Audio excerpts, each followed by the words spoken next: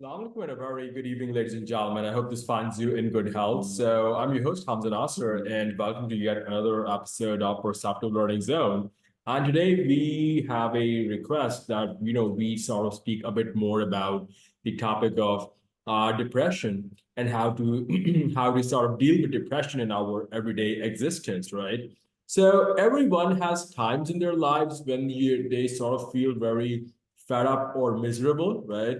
And it is usually for a particular reason. It does not interfere too much with daily life, and it does not usually last more than 1 or 2 weeks. So this is a part and parcel of life. That is just life sort of happening here, right? We all have this curveball that is deflected at us in some stage in life. However, if these feelings they go on for weeks or months or become so bad that they start to affect every area of your life, right, then you may have depression. And if you are depressed, you probably notice that you feel unhappy, miserable, and down. This feeling will not go away, and it can sort of feel worse at a particular time in the day, right? It could probably be the first thing in the morning, right? So you feel like you can't enjoy anything. You sort of lose interest in seeing people. You lose touch with your friends. You lose your self-confidence. You feel guilty. You feel you're not worthy of attaining anything productive in your life. And you sort of start to feel hopeless. And in the worst case scenario, you might even contemplate suicide, right? So if you notice this sort of phenomena taking place, you may find that you feel very nervous, restless, or agitated. So either you can't get enough sleep or you just sleep in the whole time, right? You feel exhausted, you have no energy, you wake up early, and then you sort of remain awake throughout the night. And you also end up having a headache or an upset stomach. So other people may notice that you make mistakes at work. They might start noticing that you're having difficulties in focusing, that you seem unusually quiet as well as withdrawn. You are avoiding people, right? You worry about things and are more, what shall I say, irritable than the usual norm. So people might find you complaining about vague physical problems and stop looking after your home and yourself properly. So most people they do not experience all of these things that I just talked about. And there are some people who may only be aware of physical symptoms, right? I remember growing up when I was in my school time, right? This thing of mental health counseling, it was virtually an alien thing. We didn't know of it, right? So much so, if you told anyone you were sort of seeing a psychologist, you were stereotyped as being very weak, as being very, what shall I say, ineffective in life. So nowadays, thank God, we have a much more open culture where we are more comfortable talking about things that are sort of plaguing us, right?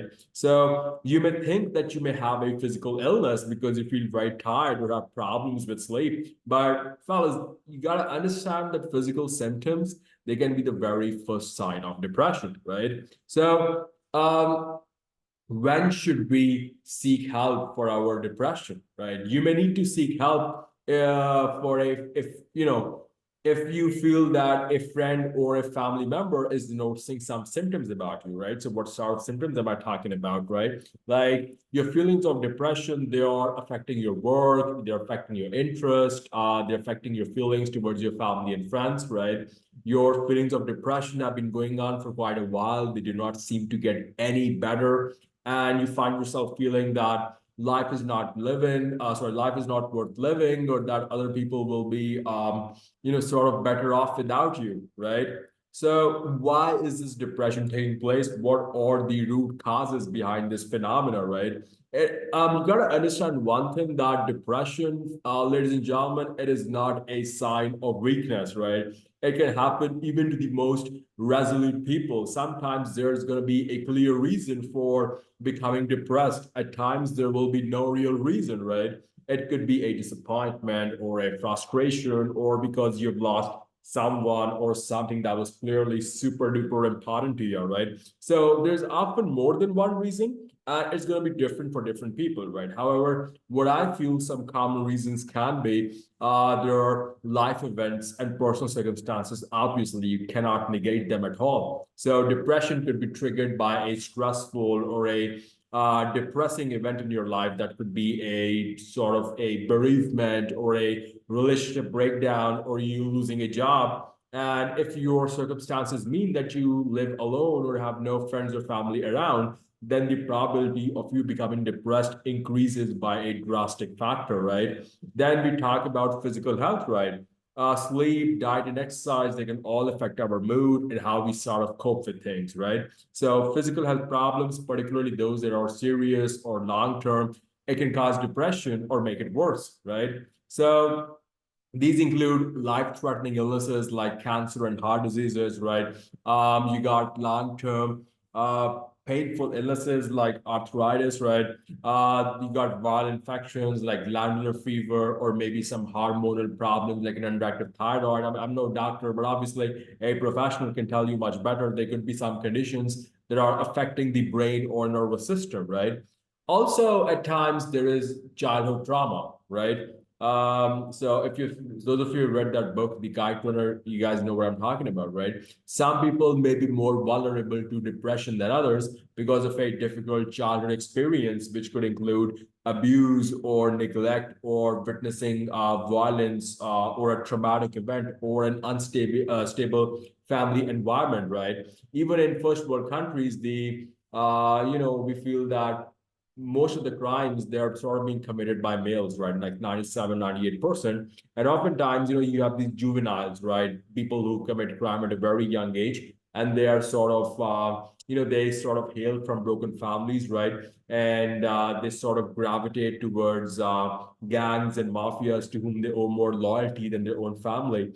I feel a very monumental example of this thing is American History X that stars Edward Norton. It's worth checking out as far as witnessing the impact of family upbringing is concerned. Then you got alcohol and drug use, right? But this thing, unfortunately, has become a scourge in our society, right? Even Islamic societies have been terribly plagued by them, right, in contemporary times. So, drinking alcohol or using drugs like hash, LSD, MDM, right, cannabis, weed, it can make you more likely to become depressed in the long term. It might give you a short-term dopamine hit, but in the long term, it's not going to give you any sort of inner peace. Yeah. There are obviously some genetic factors. Depression can run in families, right? If you have a parent who is depressed, you're more likely to become depressed as well, right? So happy homes, happy families will lead to obviously happy individuals. Now, we've brooded over all these unpleasant things, right? So the main question is, can we get better on our own when it comes to recuperating and recovering from depression? So the good news is most people do get better on their own, ladies and gentlemen.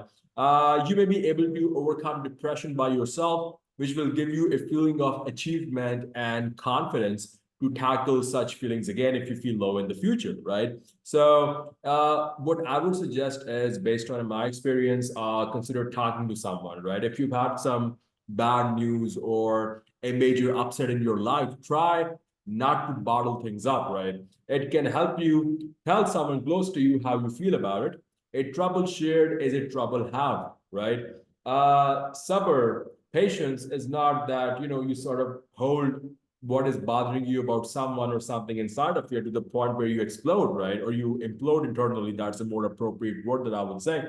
It is patience and gentle manliness is that we discuss what is bothering us with the particular person without losing our cool in a polite, courteous, and sophisticated manner, of course, right? You can try writing down how you feel, right? Keep active. If you can, go outside for some exercise, even if it is only for a short walk, right? Physical exercise is very therapeutic, right? And understand one thing, that experiencing can be as therapeutic as achieving. Like I said before, our society places a very one-dimensional emphasis on the external world of achievements, whereas it sort of ignores the internal world of experiences, right? Try to sleep better, right? It can help you focus. Try to eat properly, right? Nowadays, we consume so much junk there. This is a big problem, right? You may not feel very hungry, but just try to eat regularly, right? It's easy to lose weight. It is easy to run low on vitamins when you are depressed or eat too much junk food. and you put on weight, right? So you can consult some nutritionist, right? Sort of make a personalized diet plan that has loads of fruits and vegetables, right? Good carb stuff. So yeah, avoid alcohol and drugs. Like I said before, settle into a sleep routine, read about depression, do something you enjoy. More importantly, I would say practice self-kindness, right? Nowadays, there is no shortage of people of different professions like medicine, law, engineering, chart accountancy, and so forth. But there is a shortage of uh, people of good character who lack empathy, who put themselves in the other person's position, who approach things with discipline in a manner that reflects holiness, virtuousness, right? So practice self-kindness, right? Yeah, and also be kind to people, right? So do not be this perfectionist who drives himself or herself too hard, right? Try to set yourself more realistic goals or expectations, right? And I would say stop this culture of doomsday scrolling, right? This social media has sort of brought out the monster within us, right? And I feel when Zuckerberg started this movement, we all sort of knew that this was going to happen, but nonetheless, we just sat by the sideline that we ended up letting him do what he wanted to do, right? And I'm no Luddite. I'm speaking into the laptop myself as I speak, but I would say that you need to stop this habit of scrolling and looking at things that God hasn't given you, right? Stop, saying that you want to be that person in the picture, right? That person might be posing, he might be faking it, right? You have no idea what struggles he's been through to sort of get to that position, right? Just focus on what the Lord has given you, right? That is very important, right? And people often ask me that nowadays the generation Z that has been spoiled by excessive use of social media, what is the solution to this problem? And I tell them that I have no solutions except for I don't use this stuff anymore, right? Except for the bare minimum as far as getting my work done is concerned. So yeah, use technology to facilitate yourself. Don't sort of let it enslave you, right? Take a break every now and then. It is very important, especially for students, right? You have different ways in which you can study, right? For example, I often suggest the Pomodoro technique to the current generation, which lacks focus, which lacks long-term, I would say, connection with the work or studies that they're doing. So the Pomodoro technique is that you study for 25 minutes, you take a 5-minute break. Study for 25 minutes, take a 5-minute break. So this way, after 3 or 4 cycles, you take a longer break of 30 or 45 minutes. That's way you sort of keep yourself energized and you're able to sustain yourself in an efficient as well as an effective manner over a long period of time, right? So if you can change your environment for a few hours, it can help. Nowadays, mental health of people having mental health issues, they are being advised to go for walks in solitary areas, sort of explore Mother Nature, right? That is very important, I feel, right? Also, I would say faith, practice your faith, right? Um, it is very easy for us to, sort of sulk and complain, right? That the Lord cooled the fire for Abraham. He sort of spoke to Moses through a burning bush and parted the sea for him, right? He helped Jesus resurrect the dead, right? He helped Muhammad split the moon. God's peace and blessings be upon all of them. But in our case, there is no sign, there is no messianic action happening, there is no divine intervention, right? So just stop thinking along these I would say satanic dimensions, right? Just focus on what you have been given, be grateful for that. Okay, faith is believing in what you can't see, and heaven and hell is near to you than your own shoelaces, right? God is near to you than your own jugular vein, right? Just reach out to him and he's always going to be there for you. Watch out for you, right? So faith can be a very positive way, a very powerful way, fellas, to help you think positively, to give you motivation, to help you maintain a routine in your life, right? Attending a mosque for daily prayers can be a good means of socializing with people, sort of, changing your environment. Recitation of the Holy Quran can enhance your spirituality, right? After all, Allah says in chapter 13, verse 28 of the Quran, that verily it is in the remembrance of God that the heart finds peace. So some people, they need extra help, especially if their depression is severe, it goes on for a long time, or the things they've tried to get better have not worked. If this is the first time you're experiencing depression, you have a approximately, I would say, 50-50 chance of becoming depressed again. So it is important to know what the signs are, and how to get help more importantly if you need it. So if trying to get better on your own is not working right, or recovery is not quick as you like, right, it may be a good idea to speak to your general practitioner, right? So yeah, I mean, like Charlie Chaplin says, right, we have bad days because they open up our eyes to the good days we ignore in life. Nothing is permanent in this world, not even our troubles. And the most wanted day in life is the day when we have not laughed, right? So in the end, like Stephen Chbosky once said, right, that one night I lay in bed thinking I'll quit, to hell with it. And the voice inside my head said, brother, hang on, don't give up. Do not, hang the flag, white flag, right? Because as long as you have that lost tiny little ember of spark inside of you can once again cause the greatest fire, okay? So stay strong, believe in yourself that you alone can do a lot out there. And remember, help is always going to be on its way, okay? You are most welcome to reach out to me in the comment section if you want to speak in a confidential manner, right? Obviously, I'm always here to facilitate you for that. So thank you very much, fellas. God bless all of you. And we'll be back soon with much more productive and quality-laden content. Take care of yourselves and have a good night. Assalamu alaikum.